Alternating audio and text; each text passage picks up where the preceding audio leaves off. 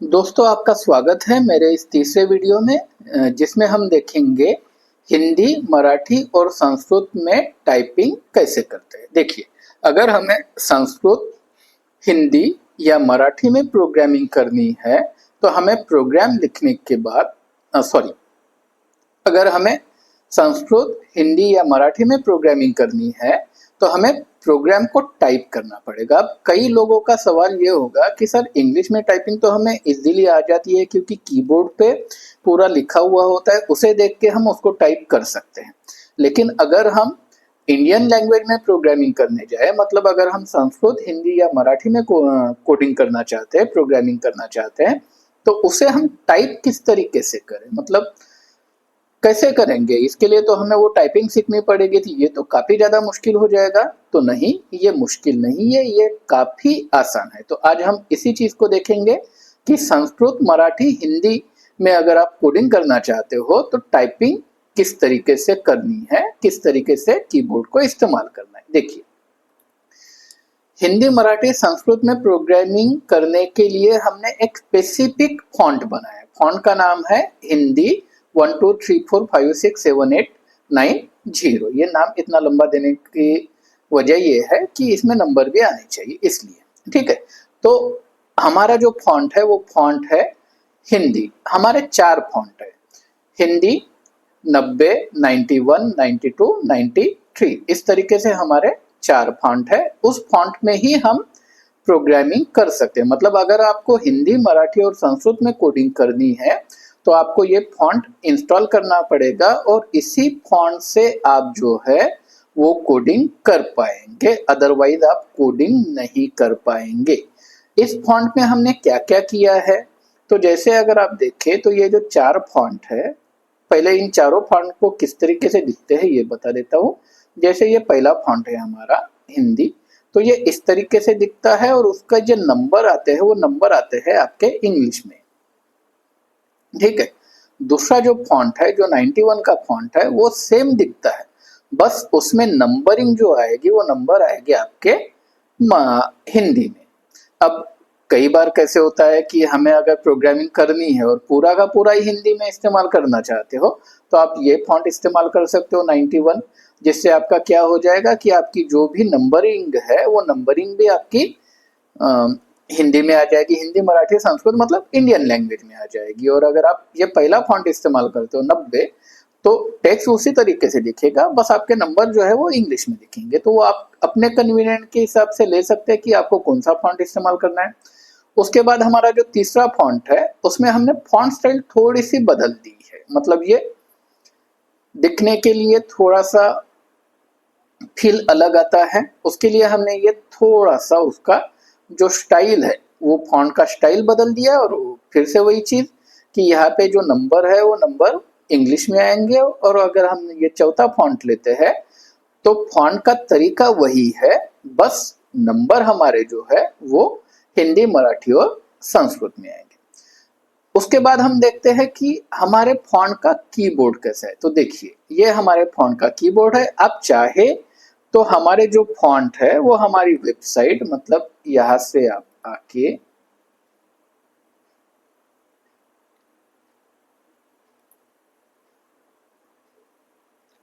हमारी वेबसाइट से आके आप यहाँ से आप हिंदी फॉन्ट भी डाउनलोड कर सकते हो। जैसे मैं यहाँ पे क्लिक करता हूँ तो ये डाउनलोड होना शुरू हो जाएंगे। आपको यहाँ पे कहाँ पे सेव करना है वो आप यहाँ पे सेव कर सकते हो। मैं यहाँ पे इसको डाउनलोड फोल्डर में ही सेव कर देता हूँ। और उसी के साथ साथ आपकी हिंदी फॉन्ट इमेज भी है, मतलब जो इमेज मैं वहाँ पे शो कर रहा हूँ वो ये इमेज है, जहाँ पे आपको टाइपिंग कैसे करनी है उसके पूरा की मैप मिल जाता है। अब देखिए हमने क्या चेंजेस किए हैं। देखिए, ये तो हमारा फॉन्ट हो गया। उसके बाद है इस फॉन्ट में हमने क्या परिवर्तन किए, क्या चेंजेस किए। मतलब आप सोच रहे होंगे कि नॉर्मल कीबोर्ड और इस कीबोर्ड में क्या फर्क है। तो देखिए, अगर हम नॉर्मल टाइपिंग करने जाते हैं हिंदी में कृति देव का इस्तेमाल करके, या जो भी हिंदी टाइपिंग के जो फॉन्ट है इसका इस्तेमाल करके, तो उसमें एक सबसे बड़ा प्रॉब्लम होता है कि आपकी ये जो स्पेशल सिंबल्स होते हैं, जैसे ये ब्रैकेट हो गया ये वाला ब्रैकेट हो गया, ये ब्रैकेट हो गए, ये स्पेशल सिंबल्स है, प्लस माइनस गुणाकार भागाकार के जो सिंबल है, ये सिंबल आपके इन जगह पे नहीं आते, वो अलग जगह पे आते हैं। तो उसके वजह से क्या हो जाता है कि जब हम प्रोग्रामिंग करने जाते हैं तो वो बहुत बड़ा प्रॉब्लम हो जाता है। वो आप एक चीज हमेशा याद रखें कि कोई भी प्रोग्रामिंग लैंग्वेज इंग्लिश के सिवा दूसरे चीजों को, यूनिकोड को सपोर्ट नहीं करता। मतलब अगर आप यूनिकोड में प्रोग्रामिंग टाइप करो और उसको रन करने जाओ तो आपका जो कंपाइलर है वो कंपाइलर उस चीज को फाइंड आउट नहीं कर सकता। इसलिए हमें ये नया फॉन्ट बनाना पड़ा, जिस फॉन्ट में हमें क्या करना पड़ा कि ये जो हमारे स्पेशल सिंबल है जिनको प्रोग्रामिंग में बहुत ज्यादा इस्तेमाल किया जाता है उसको अपने फॉन्ट में लाना पड़ा है। और उसके वजह से क्या हुआ कि हमारे कुछ मराठी के कैरेक्टर को हमें छोड़ना पड़ा। जैसे आप यहाँ पे देख सकते हैं कि हमारे इसमें छोटी विलांटी जो है वो छोटी विलांटी नहीं है, हमारे इसमें एक ही विलांटी है। अब यहाँ पे अगर आप देखो तो आपको ये एक ही विलांटी दिखेगी, दूसरी विलांटी नहीं दिखेगी। उसी तरीके से अगर आप ये देखो तो हमारा जो उकार है, ये वाला छोटा उकार, ये उकार भी हमारे इसमें नहीं है, सिर्फ एक ही है बड़ा वाला। तो ये दो चीजें का प्रोनाउंसिएशन लगभग लगभग सेम ही होता है, इसलिए हमने दोनों में से एक एक ही रखे हैं। उसके बाद अगर आप देखो तो ये जो डबल ट होता है वो हम नहीं इस्तेमाल कर पाते क्योंकि हमारे कीबोर्ड में उतनी जगह ही नहीं है कि उन चीजों को जो बहुत रेयरली इस्तेमाल होते हैं उन कैरेक्टर को हम यहाँ पे जगह दे सके। उसके बाद अगर आप देखो तो ये जो ये वाला श है, ये वाला श भी हमारे इसमें नहीं है, ठीक है। तो अब हमने ये देखा अब तक कि हमने क्या क्या चीजें ऐड की है हमारे फॉन्ट में। हमने ये पूरे स्पेशल सिंबल ऐड किए जो प्रोग्रामिंग के लिए बहुत जरूरी है। जब तक हम ये सिंबल्स यूज नहीं करेंगे हम प्रोग्रामिंग नहीं कर पाएंगे। क्या क्या निकाला है तो हमने छोटी विलांटी निकाली है, ठीक है। उसके बाद ये जो स्पेशल कैरेक्टर होते हैं जो बहुत कम यूज होते हैं वो निकाले हैं। उसके बाद छोटा उकार निकाला है। उसके बाद फ ये कैरेक्टर निकाला है, फ हम बना सकते हैं, कैसे बनाएंगे वो आगे हम देखेंगे। और श जो ये होता है वो निकाला है। बाकी सभी कैरेक्टर हमारे जैसे के वैसे, बस उनकी पोजीशन को हमने चेंज कर दिया ताकि वो टाइपिंग करने में ज्यादा आसान हो। तो ये है हमारा कीबोर्ड। अब आपको कीबोर्ड तो समझ में आ गया कि हमारा ये कीबोर्ड है, इसमें ये की हमने ऐड की है, कुछ की को हमने रिप्लेस किया है, लेकिन टाइपिंग तो अभी भी मुश्किल ही लग रही है क्योंकि ये सब हमें याद करना पड़ेगा। तो बिल्कुल भी आपको याद करने की जरूरत नहीं है क्योंकि हमने इनकी जो पोजीशन ली वो इस तरीके से ली है कि आपको टाइपिंग करते वक्त किसी भी तरीके की परेशानी नहीं होगी। जैसे आगे देखिए कि अगर हमें टाइप करना है, जैसे हमें पार्ट ये टाइप करना है, ठीक है, तो हमने कैरेक्टर उन्हीं जगह पे लिए हैं। जैसे आप अगर इंग्लिश में पार्ट लिखना चाहते हो, जैसे अगर मैं यहाँ पे लू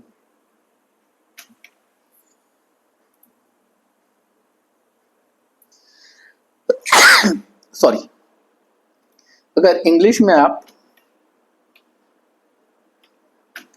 पार्ट ये टाइप करना चाहते हो तो आपको पी ये दबाना पड़ेगा। तो सेम चीज यहाँ पे भी है।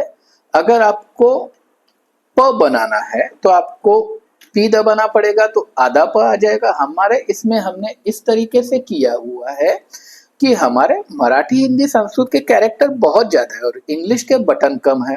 तो उस वजह से हमने क्या किया है, हर चीज को आधा कर दिया है। जैसे आधा प, आधा न, आधा म, आधा ब, आधा भ, आधा व, आधा च, और उसको पूरा करने के लिए हमने ए पे एक मात्रा लगा दी है। तो उस वजह से क्या हो जाएगा, अगर आपको पाठ टाइप करना है तो पहले पी टाइप करेंगे तो आधा प आ जाएगा, उसको पूरा प करने के लिए ए दबा देंगे तो ये क्या हो जाएगा, प हो जाएगा, और फिर से ए दबा देंगे तो पा हो जाएगा। थ है हमारा वी पे तो यहाँ पे लगा दिया वी, तो इस तरीके से हो जाएगा। अगर आपको क लिखना है तो कहीं पे भी जाने की जरूरत नहीं है। क किस पे आता है, क की शुरुआत किससे होती है, के से होती है। तो जैसे ही आप के प्रेस कर देंगे तो क्या आ जाएगा, क आ जाएगा। यहाँ पे देखिए, अगर क को आधा करना है तो शिफ्ट दबा के प्रेस कर दीजिए तो आधा क आ जाएगा। अगर आपको न लिखना है तो न हम इंग्लिश में कैसे लिखते हैं, एन से लिखते हैं, तो एन दबा दीजिए, आधा ना आ जाएगा। उसको पूरा करने के लिए ए दबा दीजिए तो न पूरा हो जाएगा। अगर आपको ब लिखना है तो ब किस पे से आता है, बी पे से, तो बी प्रेस कर दीजिए, आधा ब आ जाएगा, ए दबा दीजिए, पूरा हो जाएगा। अगर भ लिखना है तो भ भी किससे आता है, बी पे से ही आता है, तो शिफ्ट दबा के बी दबा दीजिए, भ आ जाएगा, उसको ए दबा के पूरा कर दीजिए।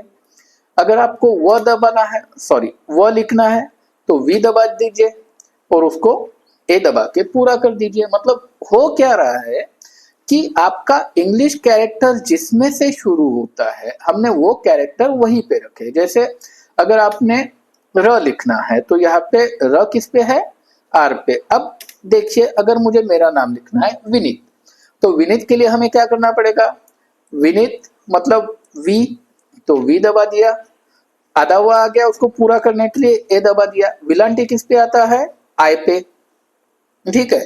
तो आई दबा दिया तो हमारे क्या हो गई, विलांटी आ गई वी। अब हमें क्या चाहिए, न। न किससे आता है, एन से आता है, तो एन दबा दिया तो आ गया न, उसको पूरा कर देंगे। विलांटी चाहिए, विलांटी किस पे से आ जाएगी, आई पे से आ जाएगी, तो वी नी।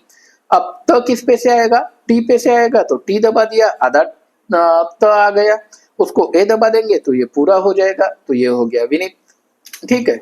अब अगर मुझे प्रोग्राम लिखना है तो क्या करना पड़ेगा, प्रोग्राम प किस पे से आता है, पी पे से, तो पी लगा दिया, फिर ए लगा दिया, तो ये कंप्लीट हो गया। अब हमें चाहिए प्रो, ये वाला सिंबल, तो ये किस पे, कुछ कुछ चीजें आपको ढूंढनी पड़ेंगी। मतलब हर चीज आपको एकदम इजीली नहीं मिलेगी, कुछ चीजें आपको ढूंढनी पड़ेंगी। जैसे ये वाला कैरेक्टर है, ये दो कैरेक्टर है, ये एक कैरेक्टर है, तो ये 3-4 कैरेक्टर आपको ढूंढने पड़ेंगे, ठीक है। तो अब अगर मुझे प्रोग्रामिंग लिखना है तो प लिखा, ए लिखा, मतलब पी लिखा, ए लिखा, तो प हमारा कंप्लीट हो गया।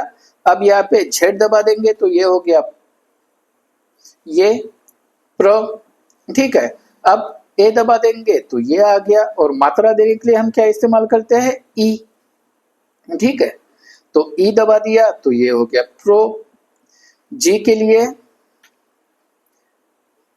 सॉरी ग के लिए हम क्या प्रेस करेंगे, जी प्रेस करेंगे, और पूरा करने के लिए ए प्रेस करेंगे। उसके बाद फिर से जेड दबा दिया तो ये आ गया प्रोग्रा, उसको और ग्रह हो गया, उसको ग्रा करना है तो ए दबा देंगे, ग्रा। म के लिए क्या करेंगे, म, एम प्रेस करेंगे, उसको पूरा करने के लिए फिर से एक मात्रा दे देंगे। अनुस्वार कहाँ पे है हमारा, एम पे ही है, तो शिफ्ट दबा के एम अगर देंगे तो ये आ जाएगा। अब विलांटी देनी है तो विलांटी के लिए हम क्या लेते हैं, आई लेते हैं, तो आई, तो ये हो गया प्रोग्रामिंग। अब आपको अगर ये गलत लग रहा है तो पहले विलांटी दे दीजिए और बाद में अनुस्वार दे दीजिए। तो इस तरीके से ये टाइपिंग बहुत ही आसान है। मतलब जो हमें लग रहा है कि हिंदी, मराठी, संस्कृत में टाइपिंग बहुत मुश्किल होगी, तो ये मुश्किल नहीं है, बहुत ही आसान है। अगर आपने 2 दिन ये कीबोर्ड देख के आपने यहाँ पे टाइप कर दिया तो तीसरे दिन आप आराम से इसको टाइप कर पाएंगे। जैसे यहाँ पे देखिए, यहाँ पे बहुत सारे वर्ड्स है जिनको हम टाइप करके देखते हैं। देखिए मैंने यहाँ पे फॉन्ट ले लिया है हिंदी, ठीक है। अब यहाँ पे लिया, अगर मुझे घर लिखना है तो क्या करेंगे, एल, घ किस पे है हमारा, एल पे है, ठीक है, ल और घ, उसको पूरा कर देंगे। र किस पे है, आर पे, प किस पे है, टी पे, प पूरा हो गया, उसको ए दबा के पा कर देंगे। न किस पे है, एन पे, एन दबा दिया, पूरा कर दिया। विलांटी किस पे आती है, हमारी आई पे आती है, ठीक है। जब हम इंग्लिश में भी लिखते हैं तो विलांटी जो लिखते हैं, जैसे अगर आप यहाँ पे देखो तो अगर मैं विनीत लिखता हूं तो ये हो गया हुआ, और विलांटी के लिए हम क्या इस्तेमाल करते हैं, हमेशा आई इस्तेमाल करते हैं, तो यहाँ पे भी हमने वही लिया है, विलांटी के लिए आई। खाना, ख किस पे है, तो ख देखना पड़ेगा। ख कहाँ पे है, हमारा ख है क्यू पे, क्यू पे ख और ड़ है, ठीक है। तो यहाँ पे क्यू दबा दिया, ख आ गया, उसको पूरा कर देंगे, मात्रा देंगे, न किस पे है, एन पे, एन पूरा कर देंगे, मात्रा दे देंगे। अब किताब, ये वाला तो हमारे पास है नहीं, फिर विलांटी हमें हमेशा ये वाली ही इस्तेमाल करनी पड़ती है। मतलब क्या करेंगे, क विलांटी मतलब आई, के आई, टी ए बी ए, मतलब किताब हम इस तरीके से लिखते हैं। ये आ गया हमारा, हमारी लैंग्वेज में मतलब हिंदी में, हिंदी फॉन्ट में। वही अगर आप इसको इंग्लिश में पेश करो तो ये इसी तरीके से दिखेगा, किताब, मतलब थोड़ा सा चेंज लगेगा, लेकिन वर्डिंग तकरीबन सेम ही है। तो जैसे आप इंग्लिश में लिखते हो, जो भी आप व्हाट्सएप पे वगैरह टाइप करते हो, जिस तरीके से आप इंग्लिश में लिखते हो, ठीक है, उसी तरीके से आपको क्या करना है, यहाँ पे लिखना है। जैसे अगर आपने ये इंग्लिश में विनीत यहाँ पे लिखा है और इसे अगर आप यहाँ पे देंगे तो ये तकरीबन आ जाएगा। बस हमें यहाँ पे क्या करना पड़ेगा, वी को कंप्लीट करना पड़ेगा, न को कंप्लीट करना पड़ेगा, त को कंप्लीट करना पड़ेगा। तो ये हो गया विनीत। ये दोनों में आप डिफरेंस देख सकते हो, ये विनीत है और ये विनीत है। तो हमें यहाँ पे क्या करना पड़ता है, हर अक्षर को बस पूरा करने के लिए ए दबाना पड़ता है। तो उस वजह से इसकी टाइपिंग काफी ज्यादा आसान हो जाती है, क्योंकि हर चीज जो भी है वो उसी कैरेक्टर पे, जैसे आपको इंग्लिश टाइपिंग सीखनी नहीं पड़ी, उसी तरीके से आपको हिंदी, मराठी और संस्कृत में टाइपिंग भी सीखने की जरूरत नहीं पड़ेगी। मुझे भी नहीं पड़ा। जब मैंने ये फॉन्ट बनाया, 2-4 दिन मैंने यहाँ पे टाइपिंग करने की कोशिश की, तीसरे दिन से मुझे ये टाइपिंग अपने आप आ गई।